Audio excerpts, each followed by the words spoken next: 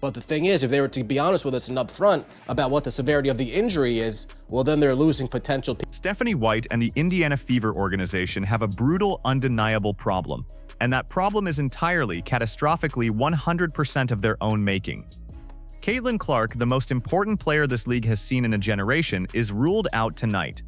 Back issues. And the fans, the very fans who bought into this league, who drove the ratings, who filled the arenas, who made the television networks pay attention, those fans are staging a quiet, ruthless, completely organized boycott in real time. Thousands of tickets sitting unsold in Las Vegas. Dirt cheap seats in the 100s going for $28, $33, $35, and still not moving, not selling, not even close. This is Rim Run, and today we are documenting the exact moment the Indiana Fever organization lost the trust of the fan base they spent 2 years trying to build. Flyer, folks, they're telling you in plain sight. They don't want her there. They want Ty Harris. Let me be entirely clear about what is at stake here before we go any further. This is not a slow news day story.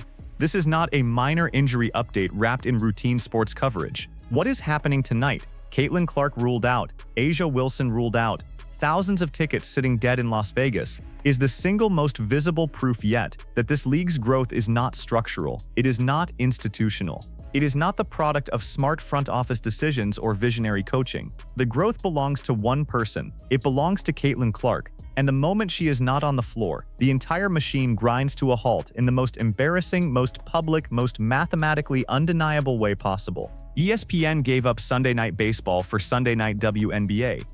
Think about that for 1 second. Sunday Night Baseball, a 150-year-old American institution, traded away for a Sunday Night women's basketball package built around the assumption that Caitlin Clark would be on the floor. And tonight, on that ESPN primetime slot, the two biggest names in the entire league are both sitting in street clothes. No Caitlin Clark, no A'ja Wilson. The best player on the floor tonight, by the assessment of people who have been watching this league all season, is going to be Kelsey Carter. That is the product ESPN is putting in front of their Sunday night audience. And the fans have already voted with their wallets. But the thing is, if they were to be honest with us and upfront about what the severity of the injury is, well, then they're losing potential. Here is the full, documented, agonizing picture of what tonight actually looks like. Caitlin Clark is officially ruled out with back issues. The Fever put out their injury report the night before the game. The reaction from the fan base was immediate and it was devastating. Fans flooded the comment sections and social media with their own personal injury reports. Ruled out, parentheses, Caitlin Clark, closed parentheses. They were done, they were out, and they were telling you exactly why. But here is the part that makes this so much worse than a simple injury story. It is not just that Caitlin Clark is out. It is the context surrounding why she is out and how this organization has handled the entire situation. Stephanie White waited until after Caitlin Clark was already injured to finally stand up and call out the officiating. Too little, too late. That is not a head coach protecting her star player. That is a head coach reacting to a crisis she helped create through months of silence and inaction. And then Stephanie White goes in front of the cameras and gives a statement defending a different player entirely, without mentioning Caitlin Clark and the targeting she has endured, without mentioning Sophie Cunningham and the abuse she has absorbed. And the message Stephanie White sent to the fan base, whether she intended to or not, was absolutely ruthless in its clarity. The message was, if you do not think like me, walk like me, act like me, talk like me, then you are not a real WNBA fan and we do not want you here. That message landed. It landed hard. And the fans responded exactly the way you would expect rational consumers to respond when a product tells them it does not want their money. Now here is where it gets truly damning. Because I am not asking you to take my word for the severity of the fan reaction. I want you to hear the assessment of the injury situation from the source itself. Listen to this. Flyer, folks, they're telling you in plain sight. They don't want her there. They want Ty Harris. There it is.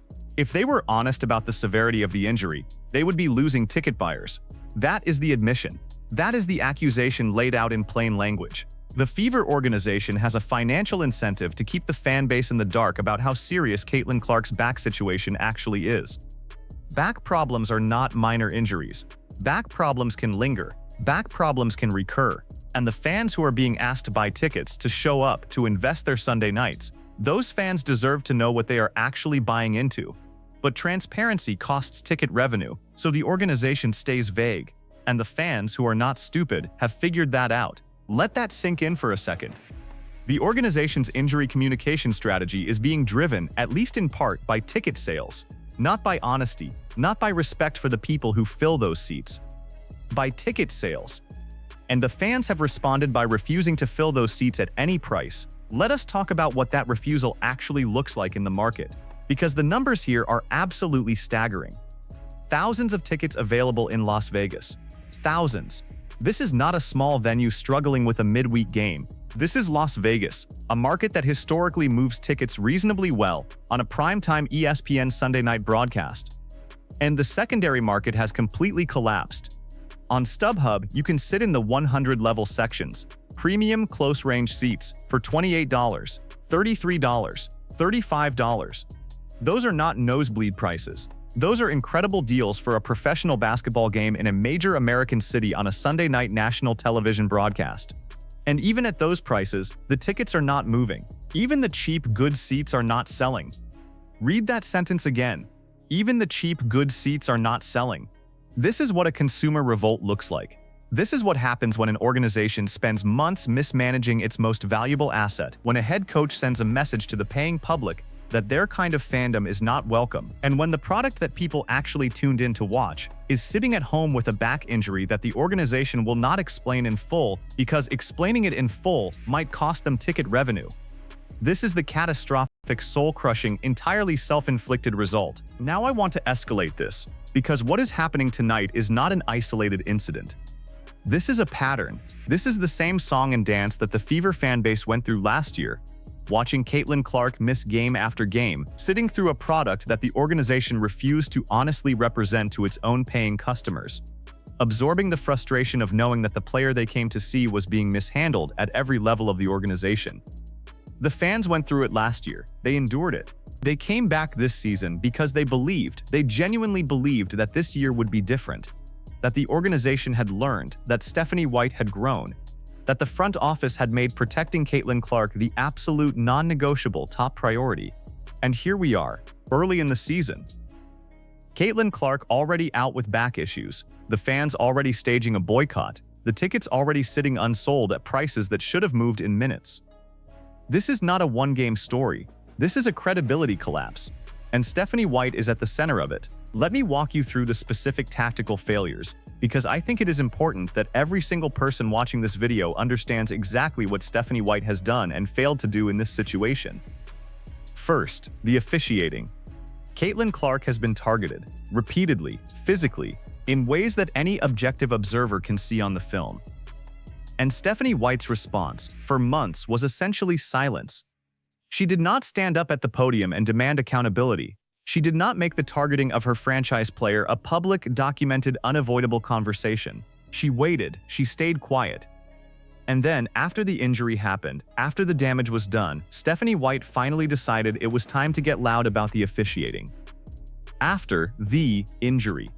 That is not a head coach protecting her star player. That is a head coach protecting her own reputation after the crisis has already arrived. There is a brutal, undeniable difference between those two things, and the fans can see it. The fans have been able to see it for a long time. Second failure, the pre-practice statement. Stephanie White goes in front of the cameras and defends a different player. Fine, player defense is part of the job, but when you make that statement and you do not mention Caitlin Clark, when you do not mention the targeting that your franchise player has endured, when you do not mention Sophie Cunningham and the abuse she has absorbed, you are sending a message. You are telling the fan base who your loyalties actually lie with. And you are telling the fan base that the players who drive your ratings, who fill your building, who make your Sunday night ESPN slot possible, those players are not your priority. Third failure, the road trip promotional material. The Fever put out a road trip announcement, and on that flyer, not Kelsey Mitchell, not Sophie Cunningham, not Aaliyah Boston. On that flyer, they featured Ty Harris, Caitlin Clark's replacement, her replacement on the official team promotional material. The organization is communicating its preferences in plain sight. They want Ty Harris. Stephanie White and Ty Harris have a history, and the fans who have been paying attention, who have been watching this situation develop, are connecting those dots in real time. The organization is not even trying to hide it anymore. And here is the second receipt, because I want you to hear the exact framing of what this promotional move communicates in the most direct language possible. Listen to this. They are telling you in plain sight, they do not want her there. They want Ty Harris. That is not a conspiracy theory. That is a documented, observable, promotional decision made by the Indiana Fever organization. They put out a road trip flyer. They had a choice about who to feature. They chose Caitlin Clark's replacement. Full stop. No spin, no alternative interpretation. They chose her replacement. And I want to be clear about something because this matters. The problem here is not Ty Harris. Ty Harris did not ask to be put in this position. Ty Harris did not ask to be used as a pawn in whatever organizational power dynamic Stephanie White is running inside that locker room. Ty Harris is a basketball player trying to do her job. The problem is the organization. The problem is Stephanie White. The problem is a front office and a coaching staff that appears to be actively, deliberately, ruthlessly undermining the player who is responsible for every dollar of growth this franchise has experienced over the past 2 years. Stephanie White is playing with Caitlin Clark's career. That is not hyperbole. That is the observable reality of what is happening inside the Indiana Fever organization right now. Let me now render the verdict, because I think the evidence is overwhelming and the conclusions are unavoidable. First verdict. The television ratings for tonight's game are going to be ugly. The last game Caitlin Clark missed on CBS pulled approximately 1.56 million viewers. That was down roughly 600,000 from the previous comparable CBS window when Clark was playing. 600,000 viewers gone in one game. And that was still a reasonably decent number in absolute terms. Tonight is different. Tonight is ESPN. Tonight is prime time. Tonight is the showcase game of the new Sunday night WNBA package. And tonight has no Caitlin Clark and no A'ja Wilson. The projection, based on the trajectory we have already seen, is somewhere below 1.5 million, possibly significantly below, the 1.2 million range, the 1.1 million range. These are the numbers that make television executives ask hard questions about the deals they have signed and the assumptions those deals were built on. ESPN gave up Sunday Night Baseball for Sunday Night WNBA. I want you to sit with that for a moment. Sunday Night Baseball has been a fixture of American sports culture for decades. It was traded away, for a package built around the assumption that Caitlin Clark would be on the floor on Sunday nights. And the first time the league has a major Sunday night showcase game without her. The ticket market in Las Vegas collapses, and the ratings are expected to crater. This is the conversation that nobody in the league office wants to have. This is the part of the story that the press release skipped. The growth is not structural. The growth is Caitlin Clark. Remove Caitlin Clark and you remove the growth. Second verdict. Stephanie White's position is increasingly untenable.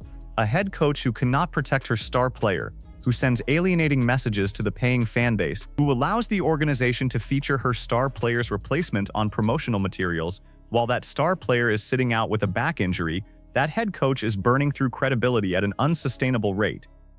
The fans have already made their judgment. They have made it with their wallets. They have made it by refusing to pay $33 for a front row seat to a Stephanie White product. The organization will eventually have to reckon with that judgment.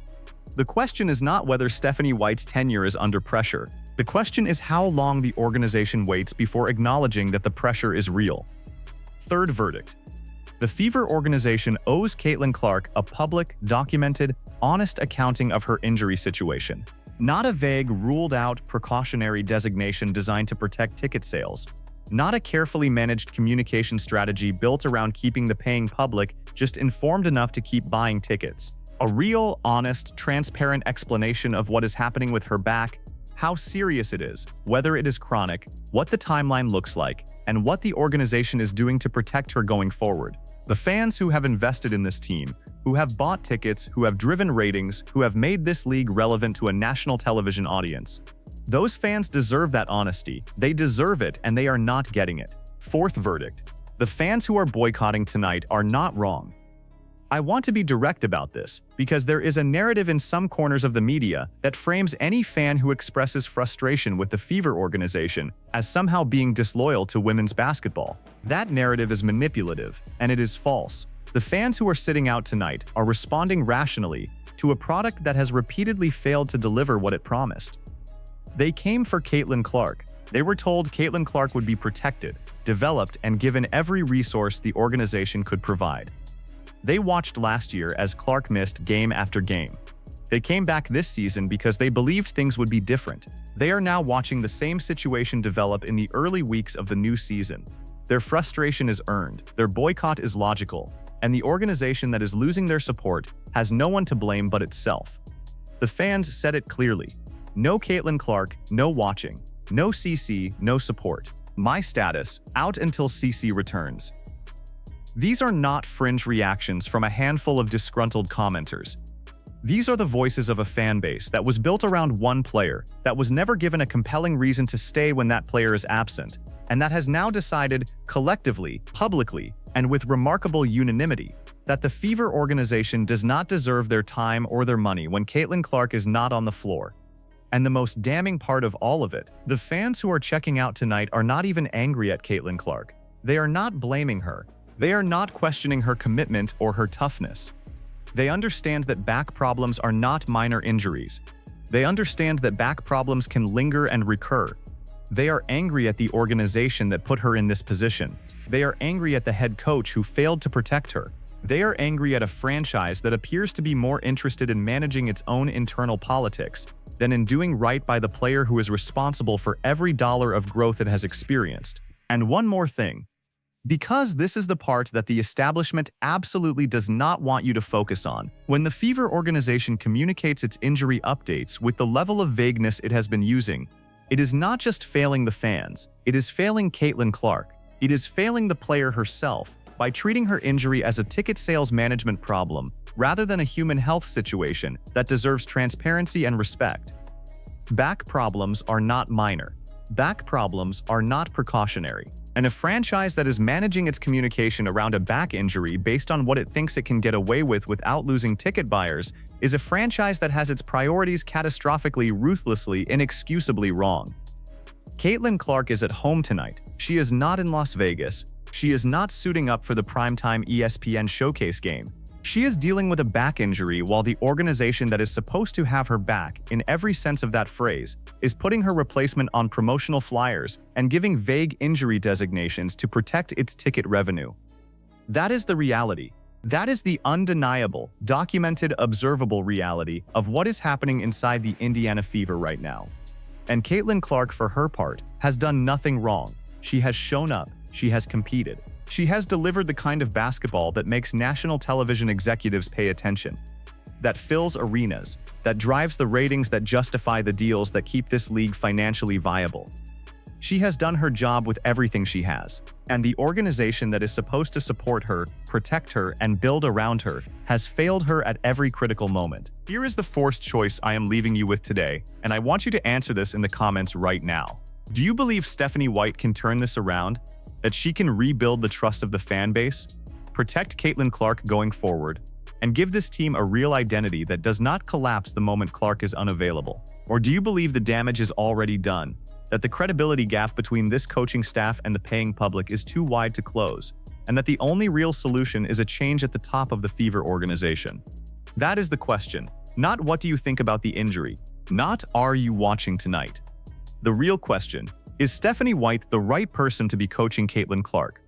Drop your answer in the comments. I read every single one.